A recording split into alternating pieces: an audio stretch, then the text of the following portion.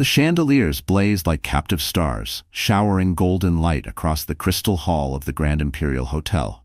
The air smelled of roses imported from Paris, and the laughter of the city's richest men and women floated through the grand ballroom like a cruel symphony.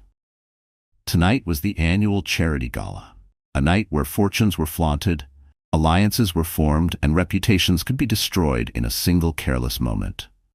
Richard Evans, the dashing young CEO of Evans Technologies, had arrived at the center of this glittering universe.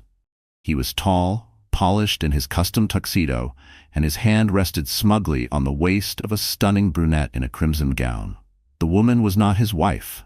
She was Vanessa Moore, his mistress, the woman he had been parading around the office for months as though daring anyone to challenge him.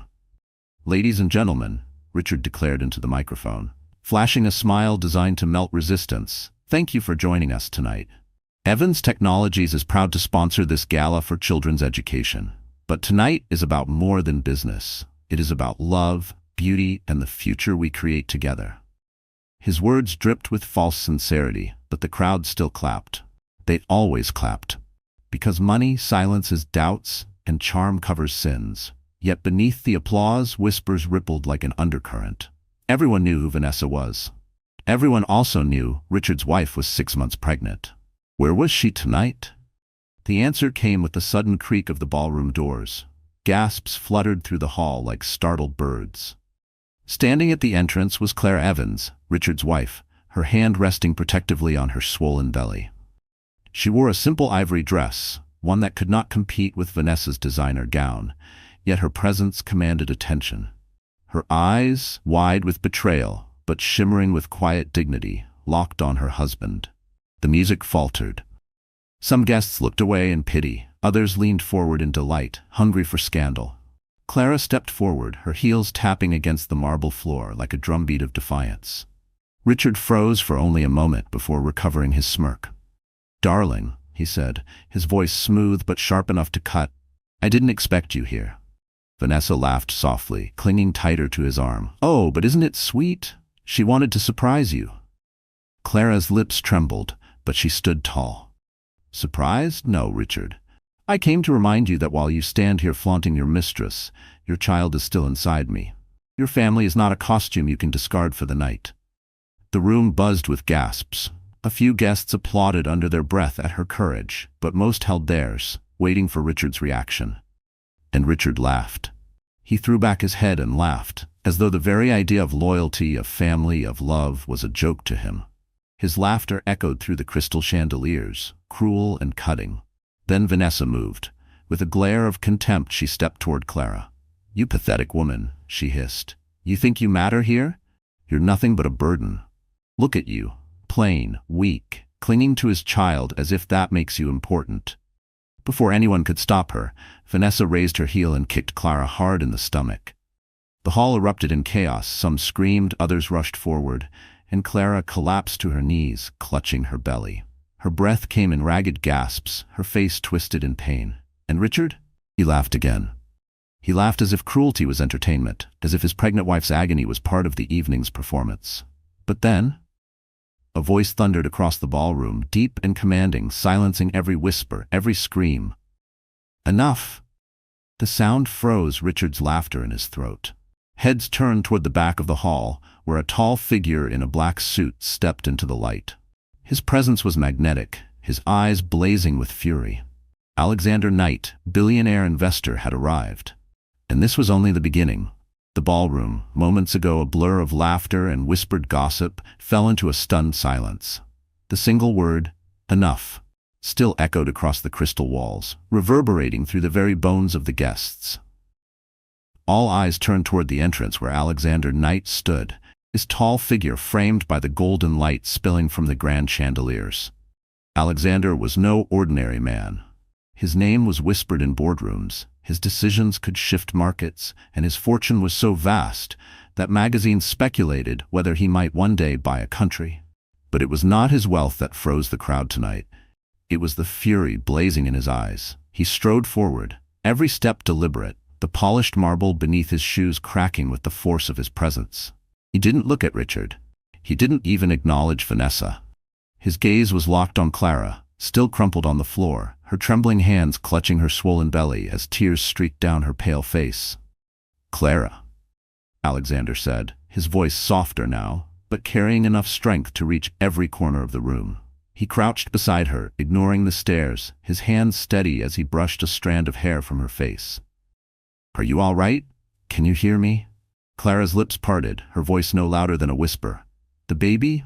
Alexander, the baby." Something primal flickered across his face. Fear, anger, protectiveness all tangled into one. Without hesitation, he lifted her into his arms. She felt impossibly fragile against his chest, and yet he carried her as though nothing else in the world mattered. Richard finally broke the silence with a scoff. "Put her down, Knight. She's my wife, not your business." That single word, wife, sent murmurs through the guests. Some shook their heads in disgust. Others pulled out their phones, already recording the scandal. Alexander turned slowly, still holding Clara. His jaw tightened. "Your wife? You stand there and laugh while she's assaulted, while your unborn child is put in danger? You don't deserve the word husband." Gasps echoed. Vanessa's face turned crimson with rage. She clung to Richard's arm, her voice sharp. "This is ridiculous. She threw herself in front of me. I barely touched her." But no one believed her. The guests had seen everything. Her cruelty had been exposed beneath the unforgiving glare of the chandeliers. Richard, however, was not ready to back down. He squared his shoulders, raising his voice to cover his fear. "You think your money gives you the right to lecture me, Knight? Clara is my responsibility. I'll decide what happens to her." Alexander's eyes darkened. "No, Richard. Tonight you lost that privilege. Tonight the world saw who you really are." He shifted his gaze across the ballroom, making sure the cameras, the journalists, the influencers, all of them heard his words. "And I promise you, this will not be forgotten." The murmur swelled into a wave of whispers. Guests leaned into one another, their eyes darting between the furious CEO and the billionaire protector. The scandal was no longer just gossip, it was history being written. Clara clung weakly to Alexander's jacket, her tears soaking into the fine fabric. She could hear her own heartbeat, the echo of her baby's fragile life inside her, and she felt a flicker of hope she thought she had lost forever. For the first time in months, she wasn't alone. Alexander tightened his hold and started toward the exit. His voice, low but unyielding, cut through the noise. "I'm taking her to the hospital. Anyone who tries to stop me will regret it." No one moved, not even Richard. The great doors of the ballroom swung open as Alexander carried Clara into the night, leaving behind a room full of shattered illusions and a husband whose empire had just begun to crumble. And the real war had only just begun. The world outside the hospital windows blurred into streaks of neon and headlights as Alexander's car sped through the city. Clara, lying weakly in the back seat, closed her eyes. Every bump on the road seemed to echo the pain in her belly, but her mind drifted somewhere else. Back to a time when life felt simple. Back to a time before Richard, before betrayal, before her body carried both hope and fear. She remembered the girl she used to be. At 21, Clara Evans had been a dreamer. She grew up in a small town on the outskirts of Chicago, the daughter of a local tailor and a school teacher. Money was always tight, but the house was full of love. She spent her childhood surrounded by fabrics and sketches, watching her mother mend clothes and listening to her father's lessons about honesty and kindness. From them she inherited two things: a sharp eye for beauty and an unshakable belief that love was meant to be pure. By the time she reached college, Clara had blossomed into a young woman with talent that couldn't be ignored.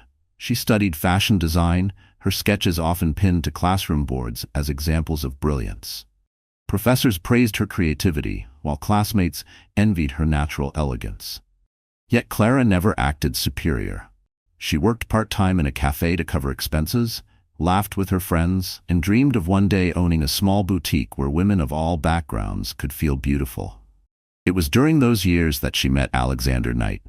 He wasn't the billionaire he would later become. Back then, he was simply Alex, a tall, intense business student with an ambition that practically radiated from him. They met at a university charity project, organizing a fundraiser for underprivileged kids. Clara had volunteered to design promotional posters. Alex had volunteered to handle logistics and funding. From the very first meeting, their paths collided. She was sketching quietly at a table when he leaned over, his deep voice startling her. "That's impressive. You just made our boring event look like something people might actually want to attend." She looked up, meeting a pair of storm-gray eyes. For a moment, the world tilted. Alex wasn't like the other boys on campus. He carried himself with a confidence that came not from arrogance, but from vision. She blushed, muttering a shy thank you, but he only smiled, a smile that would stay etched in her memory for years. They spent weeks working side by side. Clara admired his discipline, his ability to negotiate with sponsors twice his age, and his refusal to give up on anything. He admired her creativity, her compassion, and the way she treated every child in the fundraiser as if they were her own siblings. Slowly, friendship grew into something deeper. There were long nights spent discussing dreams over coffee, accidental brushes of hands that lingered too long, and moments of silence that spoke louder than words. But fate, cruel as it often is, had other plans. Clara's family faced financial hardship after her father fell ill.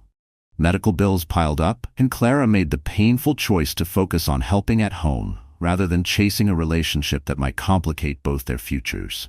She never told Alex how much he meant to her. She walked away quietly, leaving only memories behind. Years later, when she met Richard Evans, she was vulnerable. Richard was charming, polished, and ambitious. Everything that seemed safe, everything she thought she needed. She convinced herself it was love. She convinced herself this was her chance at stability, at building the family she always dreamed of. But tonight, as Alexander carried her out of the gala, she couldn't help but think back to the boy who had once seen her worth without needing her to prove it. The boy who had now become a man powerful enough to protect her when no one else would. Her lips trembled as she whispered into the darkness of the car, words barely audible. "Alex, why did I ever let go?" And in the silence that followed, Alexander's hand found hers, firm and reassuring, as if to say, "You won't have to let go again." While Clara lay in the hospital under Alexander's protection, the man at the center of the storm, Richard Evans, stood alone in his penthouse, staring at the glittering skyline. He poured himself a glass of expensive scotch, the amber liquid catching the city's neon glow. His reflection in the floor-to-ceiling windows showed a man who, on the surface, seemed untouchable. Handsome, successful, wealthy beyond imagination. But behind the polished exterior was a man built on arrogance, lies, and the kind of ambition that devoured everything in its path. Richard's story wasn't one of privilege. He had grown up in a cramped apartment above a hardware store, the son of a mechanic who worked himself to the bone and a mother who held down 2 jobs just to keep food on the table. Richard hated every moment of it.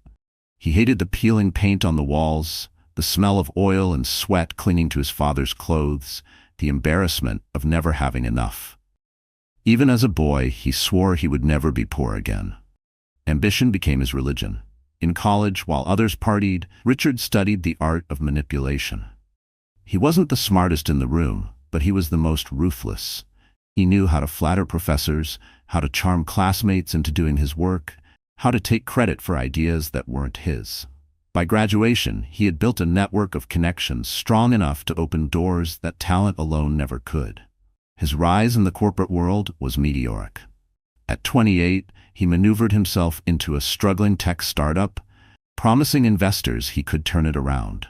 What no one knew was that he had falsified data, inflated projections, and convinced desperate stakeholders to gamble everything on his vision. Against all odds, or perhaps because of his cunning, he pulled it off. The company flourished, not through innovation, but through relentless cost-cutting, questionable contracts, and backroom deals. By 35, Richard was hailed as a self-made success story. Magazines put his face on their covers, calling him the new titan of tech. Investors lined up to throw money at his ventures. But those who worked closest to him knew the truth. His charm was a mask, his generosity a performance. Behind closed doors, he was cold, controlling, and cruel. That cruelty extended to his marriage. Clara had been drawn in by his polished exterior, by the promises of safety and stability he whispered into her ear. At first, he played the role of the perfect husband. Flowers, candlelit dinners, whispered vows of devotion. But once the ring was on her finger, the mask slipped. He belittled her dreams, mocking her passion for design as a hobby for bored housewives. He forbade her from working, insisting her place was at home, smiling on his arm at galas and cocktail parties. When she became pregnant, he paraded the news as though it were another trophy, another proof of his power. But behind closed doors he grew colder, more distant, and more cruel. And then came Vanessa. To Richard, she was not just a mistress, but a symbol, a living reminder that he could have anything, anyone, whenever he wanted. He flaunted her not out of love, but out of arrogance. Every smile, every touch in public was designed to humiliate Clara, to show the world that he was untouchable, even in sin. But Richard had a secret, a dangerous one. Buried in the servers of his company were files, evidence of embezzlement, shell companies, and forged financial reports. For years, he had siphoned millions through offshore accounts, carefully hidden behind layers of fake corporations. Only a handful of people even suspected the truth, and one of them was Vanessa. She wasn't with him just for wealth or power. She was with him because she had leverage. She kept recordings, documents, even photos. Richard thought he controlled her. In reality, she was his most dangerous liability. As he sipped his scotch, Richard smirked, convincing himself he still had everything under control. Clara was weak, Alexander was just a distraction, and Vanessa, well, she wouldn't dare betray him. But the cracks were already forming. And soon, the empire Richard built on lies would crumble beneath his feet. Vanessa Moore adjusted the strap of her crimson gown as she stared at her reflection in the mirror of her luxury apartment. The same dress she had worn at the gala still clung to her figure, shimmering under the soft glow of the lights. To anyone else, she looked like perfection, the kind of woman who could walk into any room and own it. But behind her flawless smile was a mind sharper than any blade, and a hunger that no amount of champagne or diamonds could satisfy. Vanessa hadn't grown up in luxury. She was the daughter of a single mother, raised in a small town where everyone knew everyone else's business. From an early age, Vanessa learned two things: beauty opened doors, and ambition kept them from slamming shut. By 20, she had already left that town behind, determined never to return as the girl people pitied. She promised herself that she would never settle for less than everything. Richard Evans was not her first conquest, but he was her most valuable. When she first joined Evans Technologies as a public relations manager, she saw the opportunity immediately. Richard was powerful, arrogant, and bored. He had the kind of ego that craved validation and the kind of weakness that fell easily to flattery. Vanessa played her part perfectly, laughing at his jokes, listening to his rants, making him feel like the center of the universe.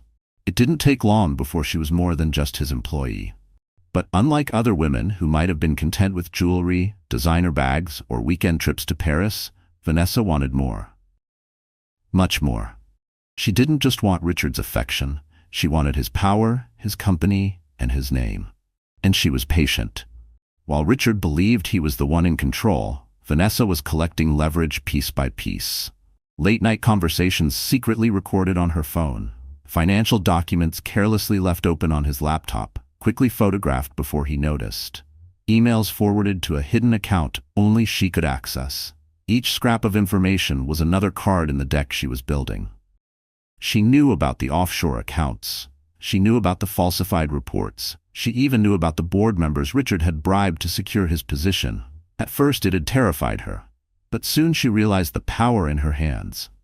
If Richard ever betrayed her, or if Clara somehow regained her place, Vanessa could destroy him with a single file. And yet she wasn't ready to burn it all down. Not yet, because Vanessa was playing a longer game. The gala had been a test. She had humiliated Clara not just for her own amusement, but to see how far Richard would go to protect her. When he laughed instead of defending his wife, Vanessa felt triumphant. It confirmed what she already knew. Richard was hers to control. But Alexander Knight's sudden appearance unsettled her. She hadn't anticipated him stepping into the picture, and the way he looked at Clara, like she was someone precious, someone untouchable, sparked a flash of jealousy that Vanessa couldn't ignore. For the first time, Vanessa sensed that she might not be the most dangerous player in the room. She poured herself a glass of wine and sat by the window, overlooking the glittering skyline. Her phone buzzed with a new message. It was from Richard. "We need to meet. Tonight." Vanessa smirked. Of course he needed her. He always did.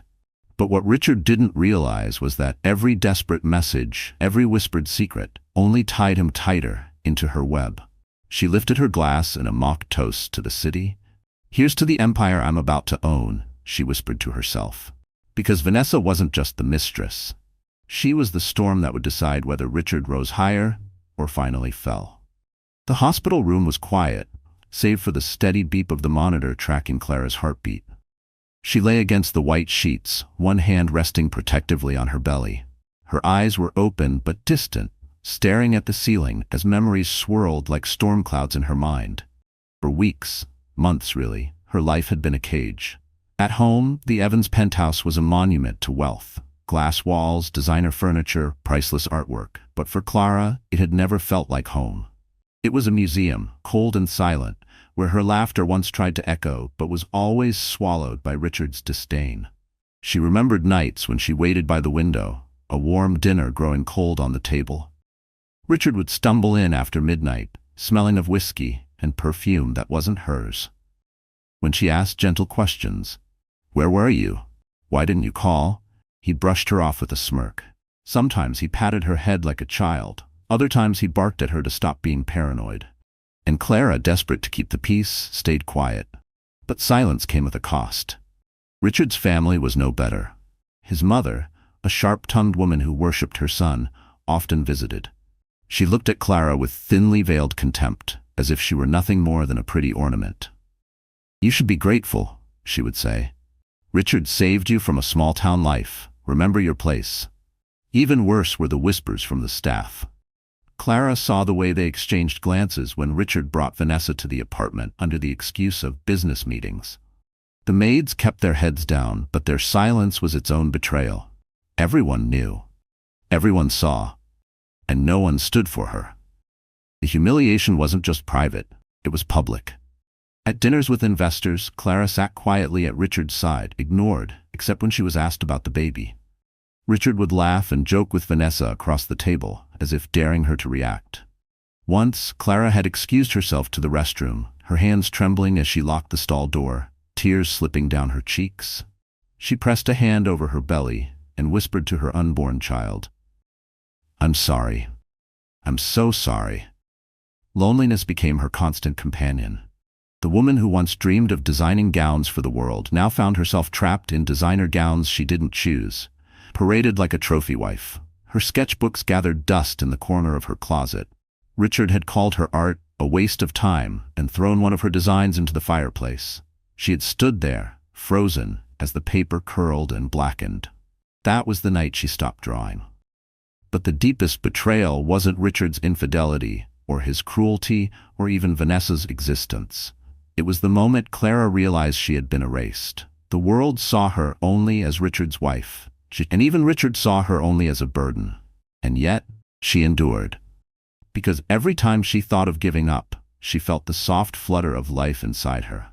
Every heartbeat, every kick, reminded her she wasn't just living for herself anymore. She whispered to her baby in the quiet of the night, promising a better life, promising to protect them even if it cost her everything. But promises are fragile when made by a woman who feels utterly alone. As Clara lay in the hospital, the memory of Vanessa's kick replayed over and over, a cruel reminder of how powerless she had been. But beneath the pain, something stirred. It wasn't anger, not yet. It was resolve. A seed of strength buried deep, waiting to grow. Because Clara knew one thing.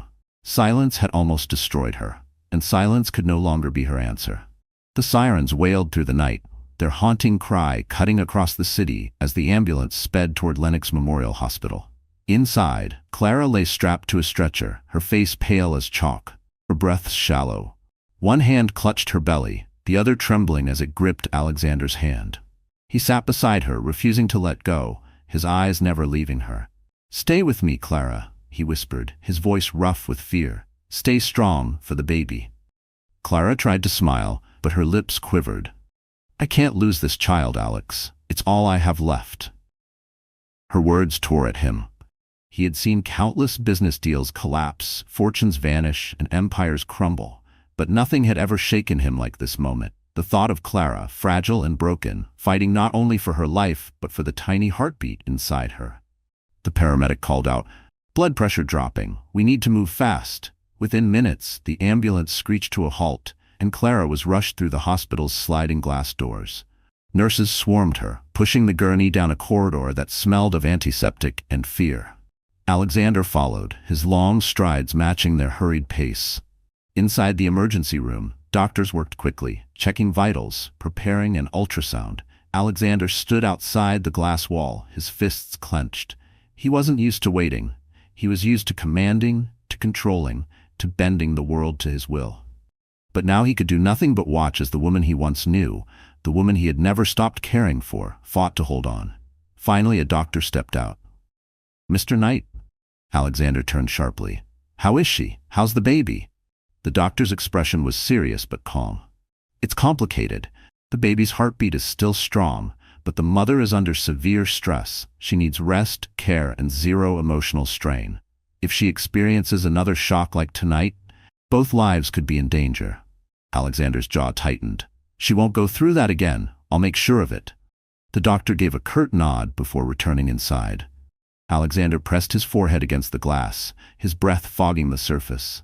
He watched Clara, lying there so small, so fragile, and swore silently that Richard would never hurt her again. But outside the hospital, the story had already begun to spread. The Gala had been filled with the city's most powerful and most gossip-hungry. Phones had recorded everything: Vanessa's cruel words, her vicious kick, Richard's mocking laughter, and Alexander's thunderous entrance. By midnight, the video was viral. News outlets plastered headlines across their sites. CEO's Mistress attacks pregnant wife at Gala. Richard Evans laughs while wife suffers. Billionaire Knight steps in, hero or rival. The world that once admired Richard now turned on him with a vengeance. Investors began calling his office, demanding explanations. Board members whispered about emergency meetings. His PR team scrambled, but no spin could erase the image of a husband laughing while his pregnant wife collapsed in agony. Inside the hospital, Clara stirred. She opened her eyes slowly, the bright lights stinging. Beside her, Alexander sat in a chair, his suit rumpled, his face weary but determined. He leaned forward the second he saw her eyes open. "You're safe now," he said softly. "The baby's safe." Tears welled in her eyes. "Why are you here, Alex? Why do you still care after all these years?" He reached for her hand, his voice low but steady. "Because I should have never let you go, and because no one hurts you while I'm alive." In that moment, Clara's heart trembled. For the first time in months, she felt more than fear. She felt the faintest spark of hope. But outside those hospital walls, Richard was already plotting, and Vanessa was sharpening her knives. The storm was only beginning. By dawn, the hospital was surrounded. Reporters, photographers, and camera crews crowded the entrance, their flashes popping like fireworks each time a nurse stepped outside. The Gala scandal had spread like wildfire overnight, and the world wanted answers. Inside Clara's private suite, Alexander Knight stood at the window, his silhouette framed against the rising sun. His phone buzzed endlessly with calls from journalists, board members, and political contacts, all demanding his statement. He ignored most of them. His priority was the woman resting on the bed behind him. Clara lay asleep, her chest rising and falling steadily. For the first time since the incident, a touch of peace softened her features. Alexander's gaze lingered on her before he turned back to face reality. He knew what he had to do. Richard was already on the defensive.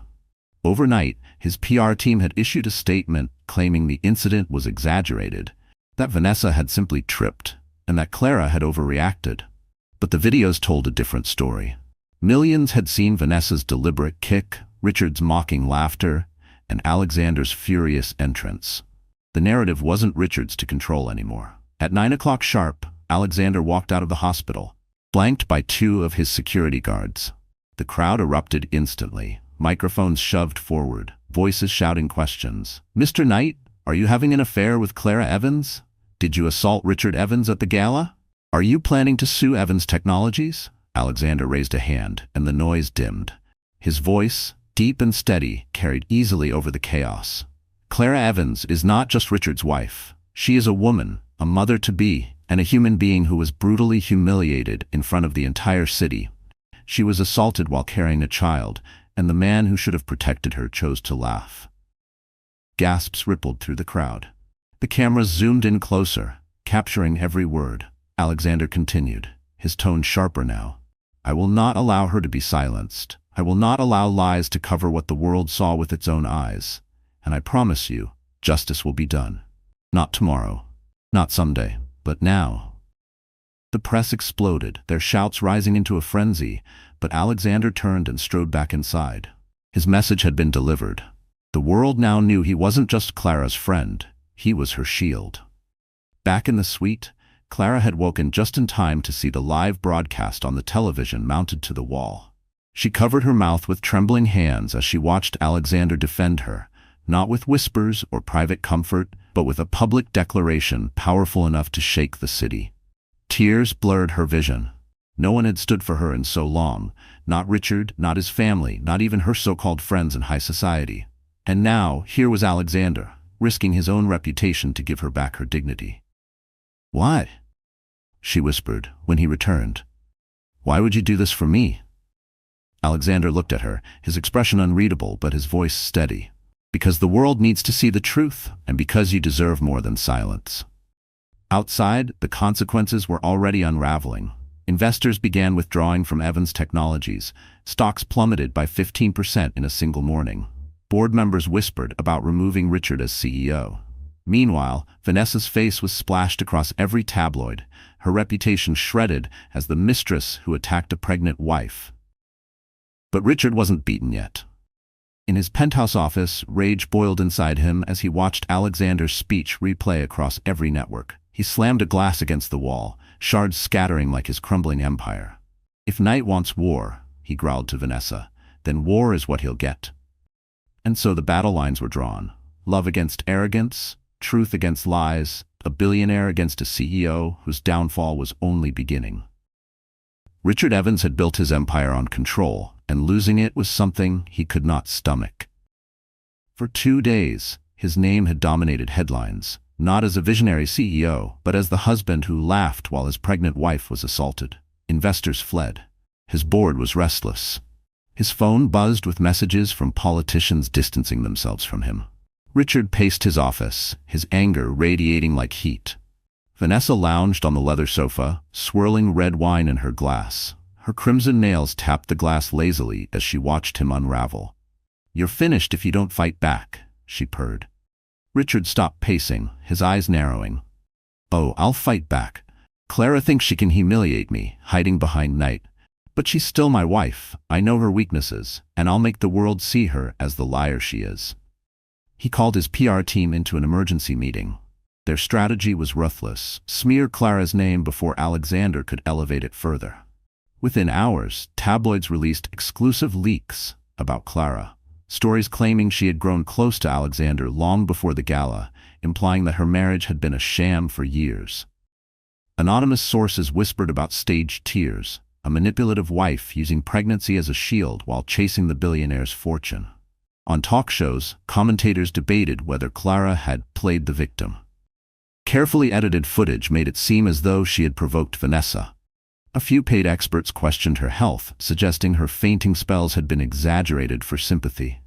The cruelty was staggering, and it worked for a moment. Social media became a battlefield. Some defended Clara, but others echoed Richard's lies, calling her a gold digger, a schemer, a weak woman using motherhood as her only value. Richard smirked as he watched the headlines shift. "See, it's working. By next week, she'll be yesterday's pity story." But Vanessa wasn't convinced. She set down her glass and crossed her legs, her tone sharp. "You're forgetting one thing, Richard. The internet never forgets. Those videos of you laughing, they're everywhere. No smear campaign can erase that." Richard turned on her, his voice like venom. "Then we make people forget her instead. You, Vanessa, you'll be the weapon. The loyal mistress turned fiancé. We'll announce our engagement, make it look like I've moved on from a toxic wife to a woman who truly supports me. We'll control the story." Vanessa arched a brow. Part of her thrilled at the thought of stepping into the spotlight, of finally being more than the other woman. But another part whispered caution. Richard was desperate, and desperate men were dangerous. Still, she smiled. Fine, announce it. But remember, Richard, I'm not just your weapon. I'm your insurance. You cross me, and those files I keep, they'll bury you. Richard's jaw tightened, but he forced a smile. We're on the same side, darling. For now. By evening, press releases flooded inboxes across the city. Richard Evans confirms engagement to Vanessa Moore amid divorce proceedings. Photos were staged. Vanessa flashing a diamond ring, Richard's hand on her waist, both smiling as though scandal had never touched them. The move shocked the public. Some saw it as brazen arrogance, others as proof that Richard had no shame. But the announcement achieved its goal. It shifted attention. Clara, recovering quietly in the hospital, was once again painted as the discarded wife, the outsider in her own story. But what Richard underestimated was the power of truth. Clara's silence wasn't weakness anymore. It was preparation. And Alexander wasn't about to let Richard rewrite history without a fight. Because if Richard thought this smear campaign was the war, he hadn't seen the battle that was coming. The hospital room was quiet again, too quiet. The flowers sent by well-wishers had begun to wilt in their vases, their fragrance replaced by the sterile bite of disinfectant. Clara sat by the window in a hospital gown, her hair unbrushed, her hands folded protectively over her belly. She hadn't spoken much in days. On the television mounted to the wall, Richard's smug face appeared once more. This time he stood beside Vanessa, her hand flaunting a massive diamond ring. Their smiles were blinding, their headlines cruel. Richard Evans, engaged to Vanessa Moore, moving on from toxic marriage. The words cut deeper than any knife. Clara fumbled for the remote and turned the TV off, but the silence that followed was worse. In the stillness, the whispers of the world rang louder. She's weak. She's discarded. She's nothing without him.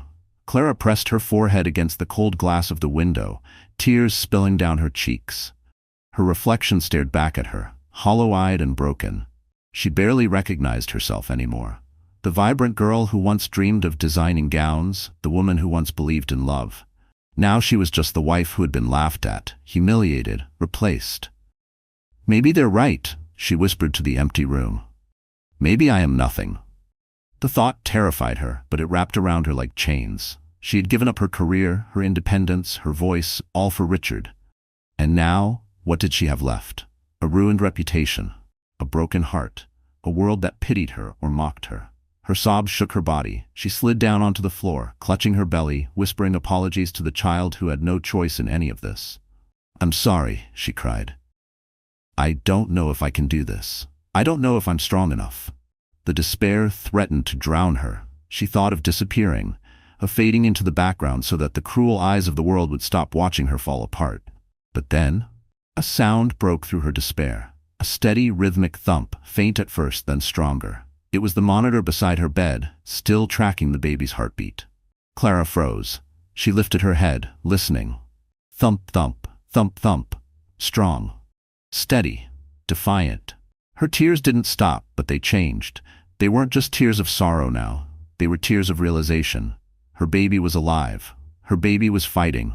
Her baby believed in her, even when she didn't believe in herself. Clara crawled back onto the bed, her hands covering her belly, as if to shield the life within. You're still here, she whispered, her voice trembling. You're still holding on. If you can fight, then so can I. For the first time in weeks, something shifted inside her. The weight of despair didn't vanish, but a spark lit within the darkness.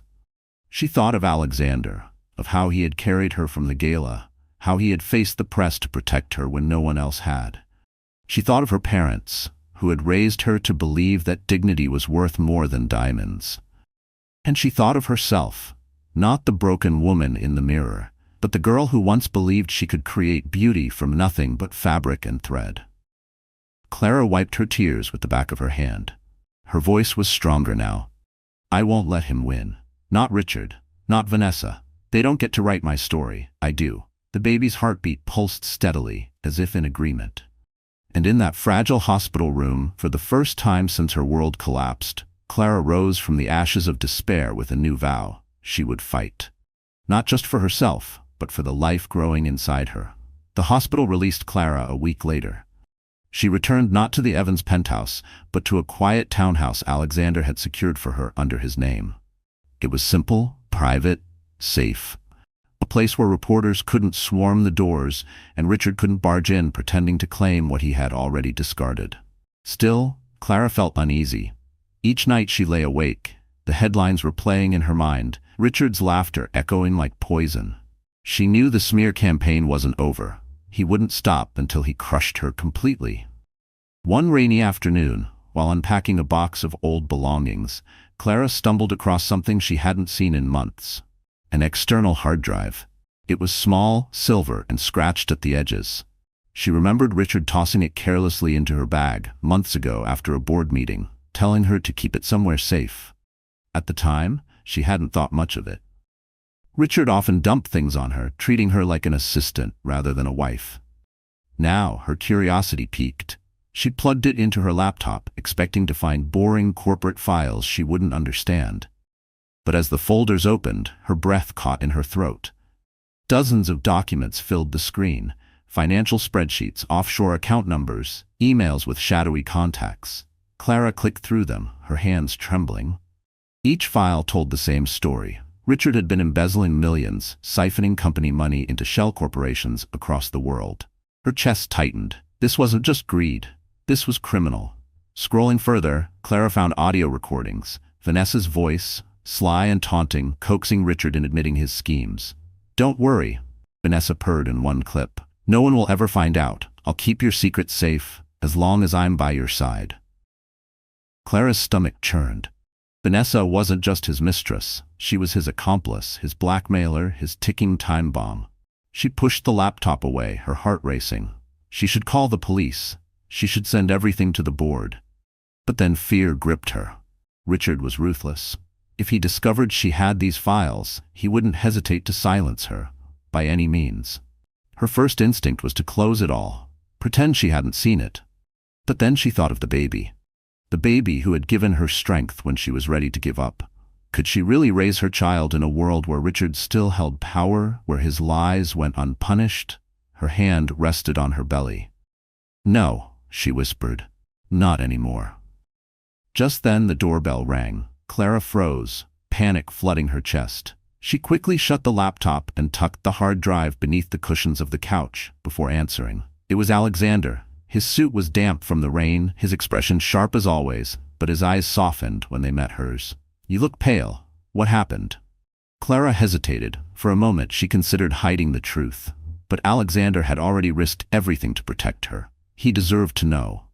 "I found something," she whispered, leading him to the couch. She pulled out the hard drive, her hands trembling. Richard's secrets, his crimes, proof of everything. Alexander's eyes narrowed as he scanned the files on her laptop. His jaw tightened, and for a moment, Clara saw the ruthless businessman beneath the protector, the man capable of taking down empires. "This," he said slowly, "isn't just leverage. This is a weapon. With this, Richard's empire will collapse, and for the first time, he'll be the one begging for mercy." Clara's pulse quickened. She felt both fear and relief, fear of what Richard might do if he discovered she had the files, but relief that, finally, she had power. For months, she had been silent, powerless, erased. Now, in her hands, she held the key to her own redemption and Richard's destruction. Clara stood in front of the mirror, staring at the reflection she barely recognized. For months she had seen nothing but a ghost. Hollow eyes, slumped shoulders, a woman broken by betrayal. But now, something was changing. Slowly, painfully, she was rediscovering the woman she once was. The woman Richard had tried to erase. It started with the files. Holding Richard's secrets had given her more than evidence. It had given her power. For the first time since their marriage, Clara wasn't helpless. She wasn't the one being humiliated. She held the weapon that could bring him to his knees. And that realization awakened something deep inside her. Alexander noticed the shift immediately. He had been sitting at the dining table, reviewing the documents with a team of private investigators he trusted. But when Clara walked into the room, he looked up and froze. She wasn't wearing the oversized sweater she had hidden in for weeks. She wasn't curling inward like someone ashamed of existing. Instead, she wore a sleek navy dress that hugged her growing belly with dignity rather than shame. Her hair, freshly cut and styled, framed her face in soft waves, and her eyes, God, her eyes, were no longer dull. They burned with quiet fire. "You look," Alexander began, searching for the right word. "Like yourself again?" Clara's lips curved into the faintest smile. "Not like myself, Alex. Better." The makeover hadn't been about vanity. It was about reclaiming her identity. She had called her old college friend, a stylist who owed her a favor, and asked for help. Together, they had gone through racks of clothing until Clara found pieces that made her feel strong. Every hemline, every fabric was chosen not to please Richard. Not to fit into his world, but to reflect the woman she wanted to be. As the stylist pinned the final dress, Clara had looked into the mirror and whispered, "I am not his victim. I am my child's mother. I am me." Now she sat with Alexander and the investigators, listening carefully as they outlined strategies for how the files could be used. She took notes, asked questions, and made decisions. Gone was the silent wife who nodded while her husband spoke. In her place was a woman who demanded to be heard. Alexander watched her, admiration flickering in his gaze. This was the Clara he remembered from college, the one who had sketched designs late into the night, who believed she could change the world with a needle and thread. But now, she was sharper, stronger, forged by fire and betrayal. "We can't release the files yet," Clara said firmly. "If we do, Richard will claim I'm vengeful, unstable. We need timing. We need impact. I want the truth revealed in front of everyone who ever doubted me." Alexander nodded. "The gala next month. The Children's Future Foundation. Richard is sponsoring it. The entire board, the press, investors, they'll all be there." Clara's heart pounded. The same kind of event where her humiliation had begun could now become the stage for her redemption. "Yes," she said, her voice steady. "That's where it ends." Later that night, when the house grew quiet, Clara sat alone in her room, sketchbook in hand. For the first time in years, she picked up a pencil and began to draw. The lines were shaky at first, but soon they flowed, forming the silhouette of a gown, her gown. She imagined herself walking into that gala not as Richard's discarded wife, but as Clara Evans, powerful, unbroken, unstoppable. She closed the sketchbook, her hand resting on her belly. "We're going to show them," she whispered to her baby. "We're going to show them who we really are." And as the city slept, Clara Evans was reborn. The night of the Children's Future Foundation Gala arrived like a storm. The Grand Imperial Hotel, the very place where Clara's humiliation had unfolded weeks earlier, glowed with chandeliers and velvet carpets once more. Limousines lined the entrance, flashing cameras capturing the city's most powerful as they stepped onto the red carpet. For many, it was just another glamorous evening. But for Clara, it was the battleground where she would reclaim her dignity. Inside one of the waiting cars, Clara took a deep breath. She smoothed the silk of her gown, the very design she had sketched during those sleepless nights. Midnight blue, with hand-embroidered silver details that shimmered like constellations, the gown hugged her form and celebrated her pregnancy rather than concealing it. She was no longer hiding. She was radiant, commanding, undeniable. Alexander sat beside her, dressed in a tailored black tuxedo that made his presence even more formidable. He glanced at her, and for a moment the ruthless billionaire softened. "Are you ready?" Clara met his gaze, her lips curving into a confident smile. "More than ready." When the car door opened, the flashes erupted like fireworks. Reporters gasped as Clara stepped out, her hand resting lightly on Alexander's arm. She walked with the grace of a queen returning to her throne, every step deliberate, every movement defiant. Gasps turned to murmurs, then to applause. "Is that Clara Evans?" one reporter whispered. "She looks incredible," another replied. "And with Alexander Knight, my God, the headlines write themselves." The entrance became chaos as journalists scrambled for photos. Clara kept her chin high, refusing to be cowed. For the first time, she wasn't walking into a gala as Richard's accessory. She was walking in as herself, and the entire city could feel it. Inside the ballroom, the atmosphere shifted instantly. Richard and Vanessa had arrived earlier, smug and confident, Vanessa flaunting her engagement ring like a crown jewel. But when Clara and Alexander entered, the room tilted. Conversations stopped mid-sentence. Glasses paused halfway to lips. Every eye turned toward her. Richard's face drained of color. He gripped his champagne flute so tightly it cracked, spilling liquid down his cuff. Vanessa's smile faltered, jealousy flashing in her eyes as she saw the crowd gravitate toward Clara. Clara didn't falter. She walked past them, her gown sweeping like a wave of power, her eyes steady and calm. She didn't need to shout. Her presence was enough to silence every doubt, every cruel word that had ever been spoken about her. Alexander leaned close, his voice low but firm. "They can't touch you anymore." The whispers in the room grew louder. Guests who had once pitied her now looked at her with awe. Even those who had sided with Richard shifted uncomfortably, realizing they had underestimated the woman he had cast aside. At the center of the ballroom, Clara paused. The chandeliers above seemed to spotlight her, casting her in a glow that made her look untouchable. For a moment, the silence was absolute. Then, slowly, applause began. First from a small group of women near the stage, then spreading like wildfire until the entire ballroom thundered with clapping. Richard's jaw clenched. Vanessa's hand dug into his arm. And Clara? She smiled, not out of arrogance, but out of triumph. For the first time in a long time, she felt whole. She wasn't just surviving anymore, she was winning. But the night was far from over, because buried deep in her clutch was the hard drive, the weapon that would expose Richard's empire of lies. And when the moment came, she was ready to strike. The gala pulsed with tension as Clara and Alexander took their seats near the front, directly across from Richard and Vanessa. The air between the two couples crackled like a live wire. Guests whispered, cell phones flashed, and the orchestra's elegant music could barely mask the undercurrent of anticipation. Richard leaned toward Vanessa, his jaw tight, his voice low.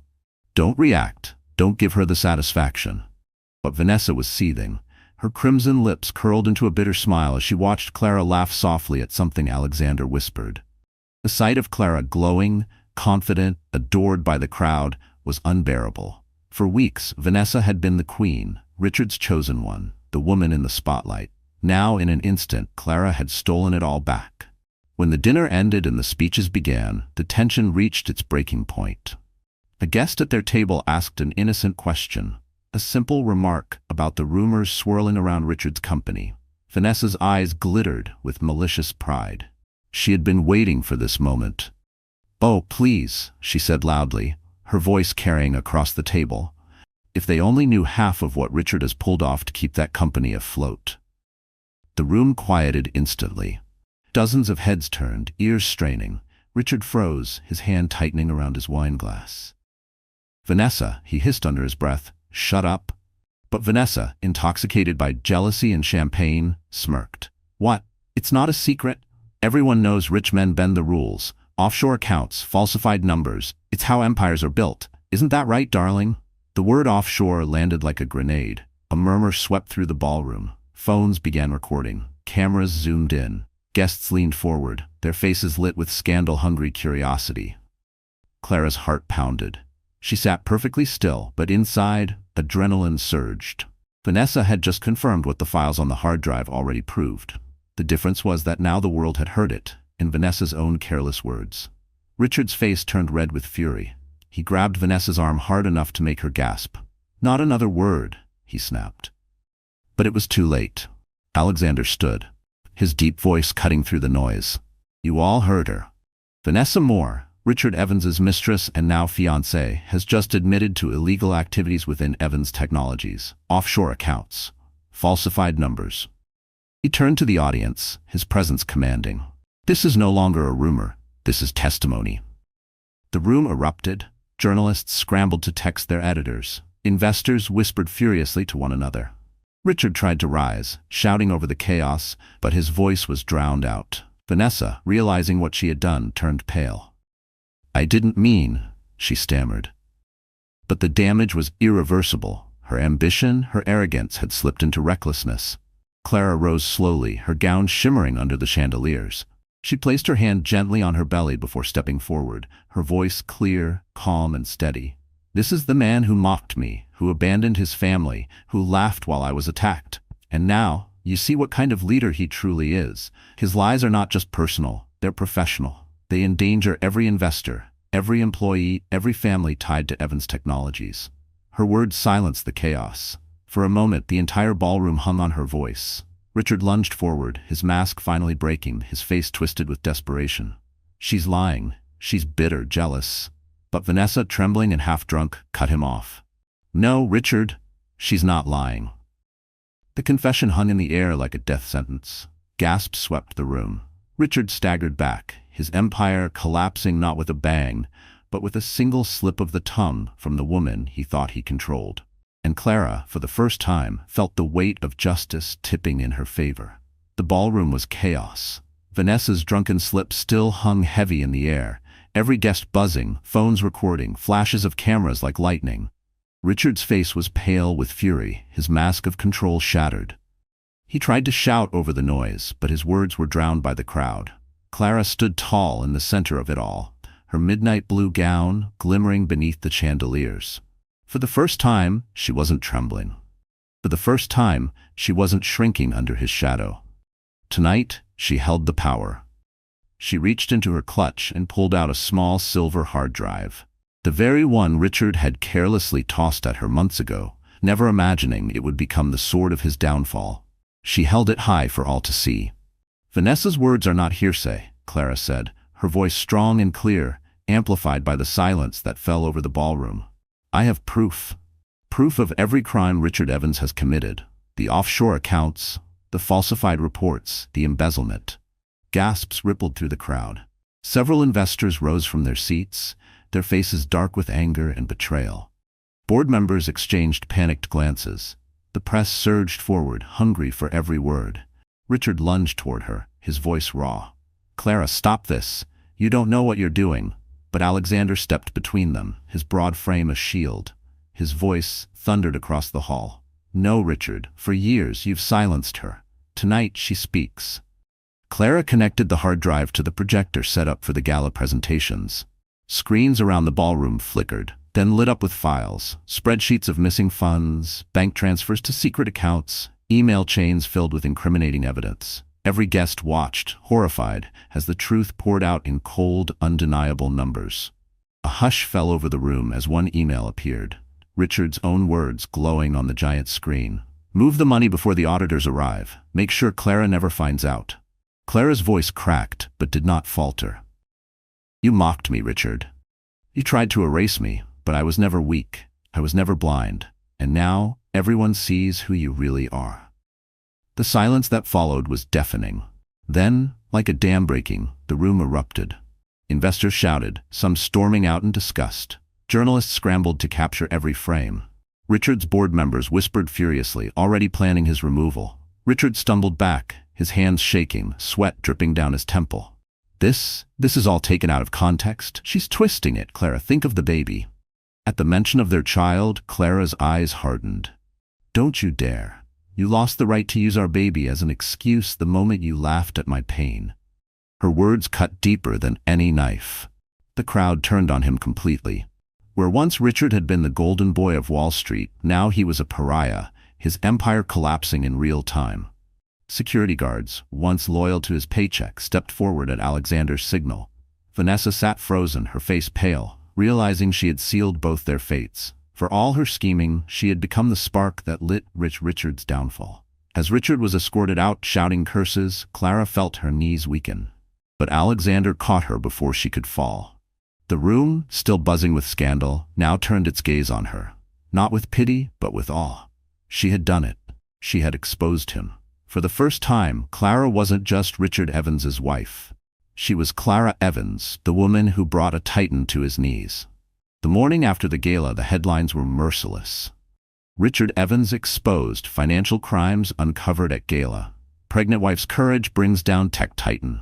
Vanessa Moore confirms Evans's crimes in stunning slip.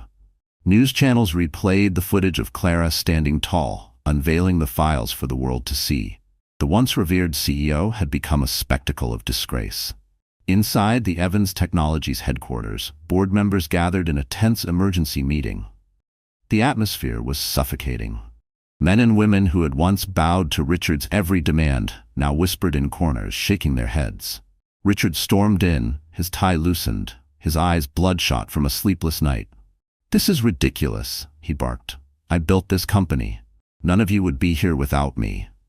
You think you can throw me out because of a few doctored files? The chairman, a gray-haired veteran who had defended Richard for years, cleared his throat. His voice was firm but heavy with finality. "It's not a few files, Richard, it's evidence. And the SEC is already investigating. Investors are pulling out. Our stock dropped 30% overnight. If you stay, this company dies." The vote was swift, brutal, and unanimous. Richard Evans was removed as CEO. He left the boardroom pale and trembling, his empire slipping through his fingers. The cameras waiting outside captured his downfall. Once the darling of Wall Street, now a disgraced man shoving past reporters, muttering threats under his breath. Back at his penthouse, Richard slammed the door shut, rage boiling inside him. "I'll rebuild," he growled. "They can't do this to me. I'll come back stronger." But when he turned, Vanessa was already packing her bags. "What are you doing?" he demanded. Vanessa didn't even look at him. "Leaving." She zipped her designer suitcase and straightened. "Do you really think I'm going down with you? You're finished, Richard. Your name is poison. I'm not ruining my life for a man who can't even keep his secrets safe." Richard's jaw clenched. "You said you loved me." Vanessa laughed, the sound cold and sharp. "I loved what you gave me, but you don't have anything left to give." She brushed past him, heels clicking against the marble floor. At the door she turned, her smile cruel. "You thought you controlled me, but you were just a stepping stone. Goodbye, Richard." The slam of the door echoed like a gunshot.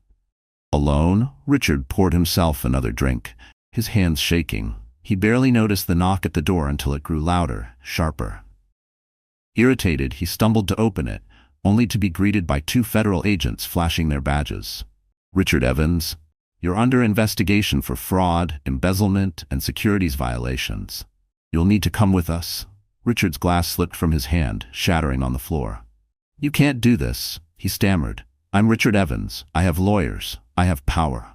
But the agents didn't flinch. They recited his rights as they led him away, his protests growing weaker with each step. Outside, cameras flashed again, capturing the once mighty CEO being escorted out of his own building in handcuffs. For Clara, watching the broadcast from Alexander's townhouse, the moment was surreal. She had imagined this day in whispers, in desperate prayers, but to see it play out so publicly was overwhelming. She pressed a hand to her belly, whispering softly, "It's over. He can't hurt us anymore." And yet, she knew this was only the beginning. Because while Richard's empire had collapsed, Clara's journey was just starting. A journey not of survival, but of rebirth. The world had witnessed Richard Evans's downfall in real time. Footage of his arrest dominated every channel, his once pristine image forever tarnished. But while Richard's empire crumbled, another story rose from the ashes, a story of a woman who refused to be silenced. Clara Evans. For the first time in her life, her name was on headlines not as Richard's wife or the disgraced CEO's spouse, but as the woman who had exposed corruption with courage and dignity. Clara Evans, from humiliated wife to heroine of justice. Pregnant woman brings down tech titan. Symbol of strength, Clara Evans inspires millions. The coverage was relentless, but this time it wasn't cruel. It was admiring, respectful, even reverent. Talk shows debated her resilience. Women across the country wrote letters, thanking her for showing that silence was not weakness. Social media flooded with hashtags, "Stand like Clara," "Strength and Grace," "Her voice matters." At first, Clara was overwhelmed. Sitting in Alexander's townhouse, she scrolled through the endless articles and posts, her hand trembling. For so long, every headline had been a dagger aimed at her heart. Now, they felt like balm, healing wounds she had thought would never close. Alexander entered the room, carrying tea. "The world's finally seeing you the way I always did," he said softly. Clara smiled faintly, her eyes misting. "It feels strange. I don't know if I deserve all of this." Alexander knelt beside her, taking her hand. "You earned every bit of it. You fought when no one thought you could. You stood when he wanted you to crawl. Clara, you didn't just save yourself. You gave hope to every woman who's ever been silenced." His words settled deep in her heart. For so long, she had defined herself by Richard's cruelty, by the humiliation she endured. But now, she was being defined by her courage, by her strength, by her refusal to break. That evening, Clara received an invitation from a major women's rights organization. They wanted her to speak at their annual summit. She hesitated, nerves twisting in her stomach. Speaking publicly had never been her role. She had always been the quiet one, the shadow behind Richard's spotlight. But Alexander placed the invitation gently in her lap. "You don't have to do it," he said. "But if you do, your voice could change lives." Clara looked down at her belly, feeling the soft flutter of life within. Her baby, her reason, her anchor. She straightened her shoulders. "I'll do it." The summit was held in a grand auditorium, filled with thousands of women from every background. Students, professionals, mothers, survivors. When Clara stepped onto the stage, a hush fell over the crowd. She wore a simple white dress, her hair loose, her expression serene yet strong. For a moment she froze. The weight of so many eyes pressed down on her. Then she thought of Richard's laughter, of Vanessa's kick, of the countless nights she had cried alone, and she thought of the heartbeat that had given her strength. Her voice, though soft at first, grew stronger with every word. "For years, I believed silence was survival. I believed that if I stayed quiet, I could keep my family, my dignity, my place. But silence nearly destroyed me. What saved me was remembering that I was not just a wife, not just a victim. I was a woman, a mother, a human being who deserved respect." The audience erupted in applause, many rising to their feet, tears streaming down their faces. Clara's own eyes blurred, but she smiled. That night, as she stepped off the stage, reporters didn't swarm her. Instead, women reached out their hands, not for autographs, but for solidarity, for gratitude, for hope. Clara Evans had become more than a name in the headlines. She had become a symbol, and for the first time, she felt worthy of it. The applause from the summit still echoed in Clara's mind hours later. She sat in the quiet of Alexander's townhouse, the soft hum of the city outside muted by thick glass windows.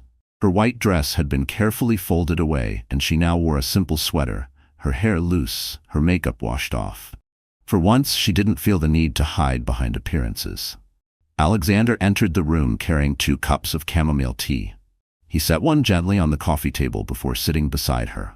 His jacket was gone, his tie loosened. He looked less like the untouchable billionaire the world knew, and more like the boy she had once met in college. The boy who had looked at her sketches as if they were masterpieces. "You were extraordinary tonight," he said softly. "The way you spoke, you moved them all. You moved me." Clara lowered her eyes, embarrassed but touched. "I wasn't sure I could do it." "My knees were shaking the whole time," he smiled. "No one noticed. They only saw your strength." Silence settled between them, comfortable yet heavy with unspoken memories. Clara traced her fingers along the rim of her teacup, her voice hesitant. "Do you ever think about the past, Alex? About what we could have been?" Alexander's gaze deepened. "Every day." Her breath caught. She looked up, meeting his storm-gray eyes. They held no judgment, only sincerity, and something else, something that made her heart ache. "I should have told you back then," Alexander continued, "how much you meant to me. But you disappeared. One day you were there, and the next, you were gone. And I told myself it wasn't meant to be." Clara swallowed hard. "My father got sick. My family needed me. I couldn't complicate things by falling in love when everything was falling apart, so I walked away." His jaw tightened, but his voice stayed gentle. "You didn't just walk away, Clara. You took a piece of me with you." Tears pricked her eyes. She hadn't expected his words to hit so deeply. For years, she had convinced herself that what they shared had been fleeting, nothing more than youthful dreams. But hearing him now, she realized it had been real. "And then Richard came," she whispered bitterly. "He promised me security, stability. I thought I was choosing wisely. Instead, I lost myself." Alexander reached for her hand, his touch steady, grounding. "You didn't lose yourself. You were buried under his cruelty. But tonight, the woman I always believed in stood in front of the world again." Her chest tightened, warmth spreading through her. She wanted to protest, to remind him of her scars, her mistakes, her fears. But instead, she found herself leaning closer, drawn to the comfort of his presence. "I don't know if I'm ready," she admitted. "I'm still healing, and I have a child to think about." Alexander's thumb brushed over her hand. "I'm not asking for promises, Clara. I'm asking for a chance. A chance to stand beside you, not in front of you. To protect you when you need it, but also to let you fight your own battles. A chance to love you the way you always deserved." Her tears finally fell, but they weren't tears of despair. They were tears of release, of something fragile breaking open inside her chest. She leaned forward, resting her forehead against his shoulder, her voice trembling. "I don't want to be alone anymore, Alex." His arms came around her, holding her as if she were the most precious thing in the world. "You never will be," he whispered. And for the first time in years, Clara allowed herself to believe it. The day arrived quietly, without the glamour of a gala or the flash of cameras. It was dawn, the sky still gray, when Clara felt the first sharp wave of pain. Hours later, she was in a delivery room, clutching Alexander's hand so tightly her knuckles turned white. He was by her side through every moment, calm when she panicked, steady when she faltered. He whispered encouragements, his voice the anchor that kept her from breaking. And then, after hours of struggle, the room was filled with the most beautiful sound she had ever heard, the cry of her newborn child. Tears spilled down Clara's cheeks as the nurse placed the baby in her arms. Tiny, perfect, with eyes squeezed shut and fists curled tight, the baby was a living miracle. Clara pressed her lips to the child's forehead, sobbing softly. "You're here. You're safe. You're mine." Alexander stood close, his eyes glistening as he gazed at them. For a man who had conquered boardrooms and bent markets to his will, this was the moment that broke him. "He's perfect," he whispered. Clara smiled through her tears. "Meet your son." The weight of the past months lifted as she held the baby. For so long she had been defined by betrayal and humiliation. Now, in her arms, was proof of resilience, proof that love could survive cruelty, that life could blossom even after devastation. The days that followed were a blur of sleepless nights, soft lullabies, and quiet joy. Alexander was there for all of it, changing diapers with surprising skill, rocking the baby when Clara needed rest, watching over both of them with unwavering devotion. But life wasn't just about motherhood. Clara knew that if she wanted a future for her son, she had to build one.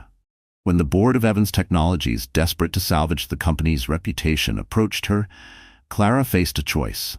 They wanted her to step into a leadership role, to restore faith in the company her husband had nearly destroyed. At first, she hesitated. She wasn't a businesswoman in their eyes. She was the discarded wife, the victim. But Alexander reminded her of who she truly was. "You're more than Richard's shadow, Clara. You're brilliant, creative, resilient. You don't need to prove yourself to them. You just need to be yourself, and that will be enough." With his encouragement, she accepted. Clara's first appearance at Evans Technologies as a leader was met with stunned silence. No longer the timid wife hidden behind Richard, she stood before employees and investors with poise. She spoke not in the cold language of profit margins, but with passion about integrity, innovation, and rebuilding trust. Her words resonated. For the first time in years, the company saw a leader worth following. Employees who had feared for their futures now felt hope. Investors, wary but intrigued, gave her a chance. The press captured it all. Clara, holding her newborn son in one arm, speaking with strength and vision. The image went viral. Not just a mother, not just a widow of betrayal, but a woman reborn. She had become both protector and leader, balancing late nights with feedings and early mornings with board meetings. It wasn't easy. There were tears, exhaustion, and moments of doubt. But every time she looked into her baby's eyes, she found strength she didn't know she had. And Alexander was always there, not overshadowing her, not controlling her, but standing beside her, his love steady and sure. One evening, as she rocked her son to sleep, Clara whispered, "You'll grow up in a world where truth matters, where love is strong, and where your mother never gave up." Her son's tiny hand curled around her finger, and Clara knew the nightmare was over. A new story had begun. It was nearly a year after the night that had changed everything. Spring sunlight streamed through the tall windows of the Grand Imperial Hotel, now hosting a different kind of gala, not one of arrogance or showmanship, but of hope. The Children's Future Foundation had invited Clara Evans as the keynote speaker. The ballroom was full. Investors, activists, journalists, and everyday citizens had gathered to hear the woman whose story had captured the world. The woman who had been humiliated, broken, betrayed, and who had risen stronger than ever. Clara stood backstage, adjusting the microphone clip to her gown. In the audience, Alexander sat in the front row, their son nestled in his arms, the baby's soft coos drawing smiles from those around him. Clara's heart steadied at the sight. For years she had walked into rooms alone, uncertain, silenced. Tonight, she walked in as a woman with her family, her voice and her dignity intact. The announcer's voice echoed through the hall. "Please welcome our guest of honor, Clara Evans." Applause thundered as she stepped into the light. She paused, letting the moment wash over her, then began. "A year ago," she said, her voice clear, "I walked into this very ballroom in fear. I walked in as a wife who had been betrayed, humiliated, and silenced. That night, I fell to the floor in pain, and I thought my story had ended there." The crowd was silent, listening intently. But it didn't end, because pain is not the end. Betrayal is not the end. That night was the beginning of something I didn't know I had inside me: strength. Her eyes swept the room, meeting faces young and old. For too long, I believed silence was survival. I believed that if I kept quiet, endured humiliation, I could protect my family. But silence nearly destroyed me. What saved me was remembering that I was more than someone's wife. I was more than someone's victim. I was a woman, a mother, a human being who deserved respect. Applause rippled through the audience, but Clara raised her hand gently, continuing, "I stand here today not just for myself, but for every woman who has ever been told to stay quiet. For every person who has been mocked, ignored, or erased. I want you to know this. Your voice matters. Your truth matters. And when you find the courage to speak, you will not only save yourself, you might save others too." Her voice trembled with emotion, but her resolve was steady. "Richard Evans tried to break me. He lost everything: his company, his reputation, his freedom, because he underestimated the strength of the woman he thought he controlled. But this isn't just about him. It's about the countless people out there who need to see that, even in the darkest moments, light can return." Clara glanced toward the front row, where Alexander smiled proudly, their son resting peacefully against his chest. A tear slipped down her cheek, but she let it fall. "I rebuilt my life. I found love that is real, support that is unwavering, and a future for my child that is bright. And if I can rise from the floor of that ballroom, so can you." The hall erupted in a standing ovation. People clapped, cried, shouted her name. For once, the noise didn't frighten her. It filled her with peace. As she left the stage, Alexander rose to meet her, their son between them. He kissed her temple softly. "You did it," he whispered. Clara smiled through tears. "No," she said, holding her baby close. "We did it." And in that moment, the story that had begun in betrayal ended in bitterness, but in triumph, healing, and love. So, my friends, that's how the story comes to an end. You're still here with me, right? If you've stayed until now, it means something in Clara's journey touched your heart, and maybe, just maybe, it reminded you of your own strength. You see, life will break us down. People will betray us. But as the Stoic philosopher Epictetus once said, we cannot choose our external circumstances, but we can always choose how we respond to them. Clara chose to rise. She chose courage over silence, dignity over despair, and that choice changed everything. So if you're facing struggles, remember, you are stronger than you think. Now, if this story moved you even a little, don't keep it to yourself. Share it with someone who needs hope, and subscribe to our channel so together we can keep telling stories that heal.